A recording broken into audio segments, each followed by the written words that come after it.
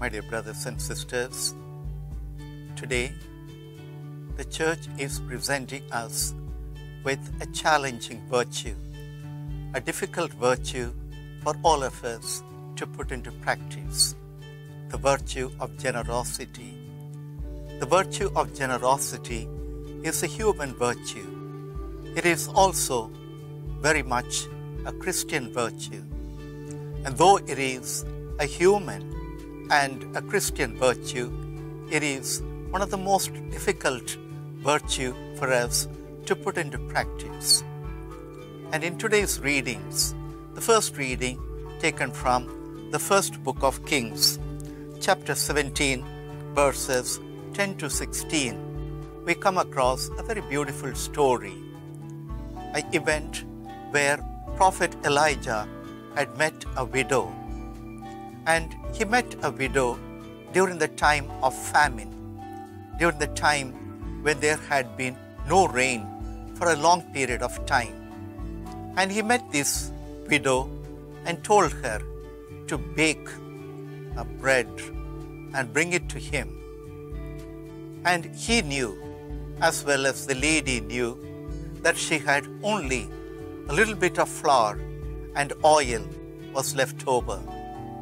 And yet she decided, out of her own generosity, to bake the bread, and instead of she and her son eating, to give to Prophet Elijah.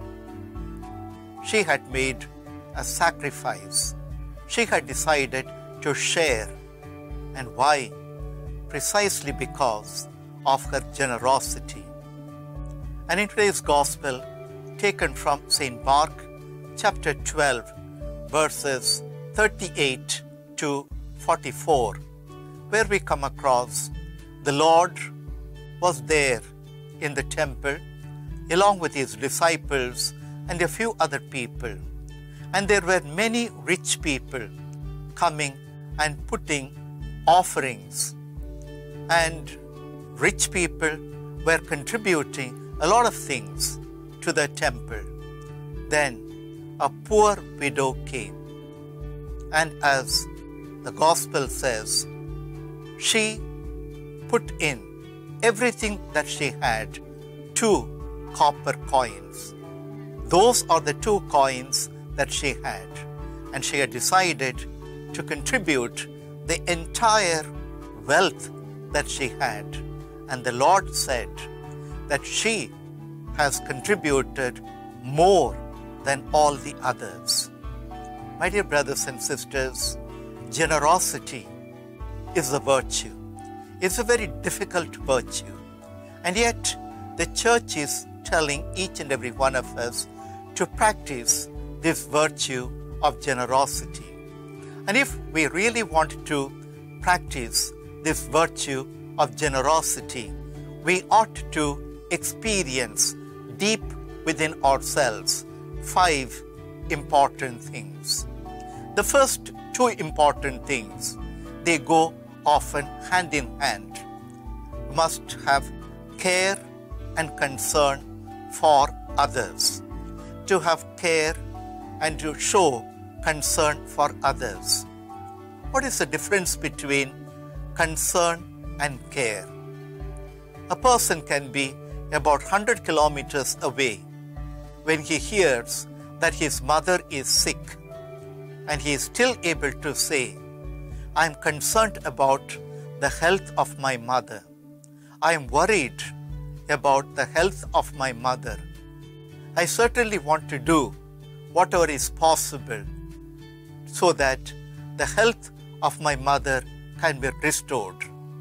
That is to show one's concern. Somebody who is far away, who is not present in that particular scene, but a person manifests in his thinking, in his concern, in his behavior, in his activities, showing that I am certainly concerned about what is happening far away. But the second thing, to care, a person must actually be present. And that is why the sentence, the the phrase that is used, a bedside care. To care for somebody who is sick, lying on bed, is a person who really wants to care, ought to be present. And when we are actually present, then we are able to, by doing many things to that person, either by giving a bath, washing, or dressing the person, whatever way that we are able to show our care for that person. So, the first two things necessary for us to show our generosity is we should have concern for others. And that concern we should be ready to share.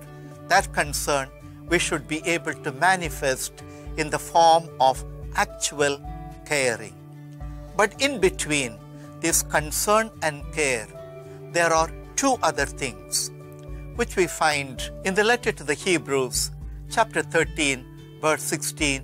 We come across a very important reference, and that is, do not neglect to share what you have.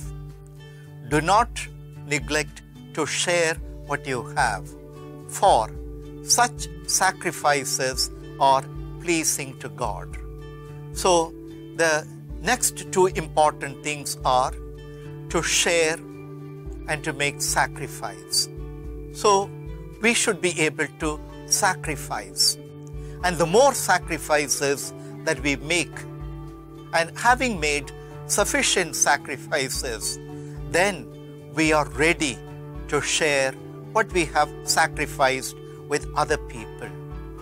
And sacrificing and sharing, St. Paul says, writing to the Hebrews, he says, these are things which would be pleasing to God.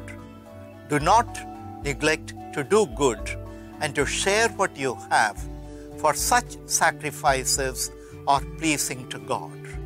And so the first four important things to experience generosity would be that a person ought to have concern for others.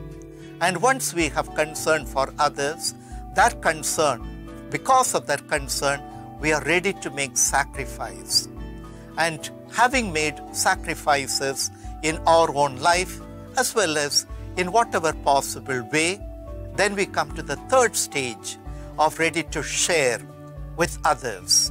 And when we begin to share with others, truly we manifest our care for people as we actualize our concern, our sacrifice and sharing. And having done these four important aspects, then we come to the last and the important aspect of generosity.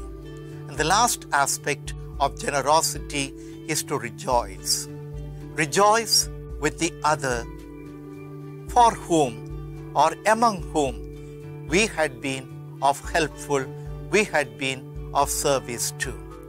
Yes, my dear brothers and sisters, generosity is an important virtue. But in the modern times, it is in short supply among many people. Let us revive the virtue of generosity by following the 5 important stages: to have concern for people, and so to make sacrifices for them, having made sacrifice, ready to share with others, and as we share, we manifest our care for them, and after having cared for the people around, then we spend quality time of rejoicing with them. Generosity is a Christian virtue. It is a human virtue. Let us pray to God that we are blessed abundantly by God to experience this important virtue of generosity. Amen.